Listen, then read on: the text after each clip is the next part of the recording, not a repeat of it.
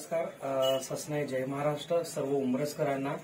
आज खरं तर कराडमध्ये एका कार्यक्रमाच्या निमित्तानं आलो असताना येताना उमरजमध्ये येण्याचा आग्रह आमचे संतोषजी असतील आणि सर्व इथल्या उमरजकरांनी केला आणि त्यामुळे आज आवर्जून उमरजला या ठिकाणी मी असेल, माझे सहकारी युवा व्याख्याते किरणजी कोरे यांनी भेट दिली आणि गेल्या अनेक वर्षांपासून त्यांचा जो संकल्प आहे की पूर्णाकृती अश्वारूढ छत्रपती शिवरायांचा पुतळा या ठिकाणी लोकवर्गणीतून त्यांनी कामाला सुरुवात केली. त्यानंतर जी डीपीडीसी असेल, इतर अनेक योजनांच्या माध्यमातून, गावकऱ्यांच्या माध्यमातून निधी उभारून या अश्वारूढ पुतळ्याचं काम होतं.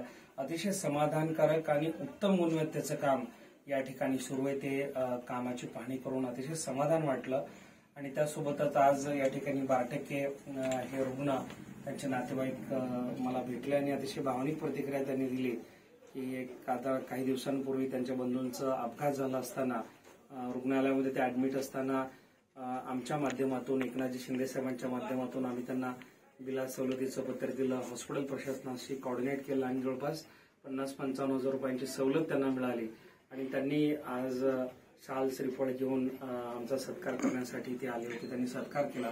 मला असं वाटतं की हा सत्कार आमचा नसून हा राज्याचे संवेदनशील माजी मुख्यमंत्री एकनाथजी शिंदे साहेबांचा आहे, डॉक्टर श्रीकांत शिंदे साहेबांचा आहे. कारण त्यांच्यामुळं हे सगळे रुग्णसेवेचं महत् कार्य या ठिकाणी होतंय. त्यासोबतच संतोष या ठिकाणी आहेत.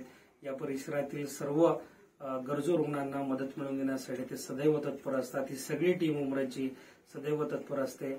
मला असं वाटतं याच पद्धतीनं सर्व महाराष्ट्रातल्या गावागावातील तरुणांनी, युवकांनी आपापल्या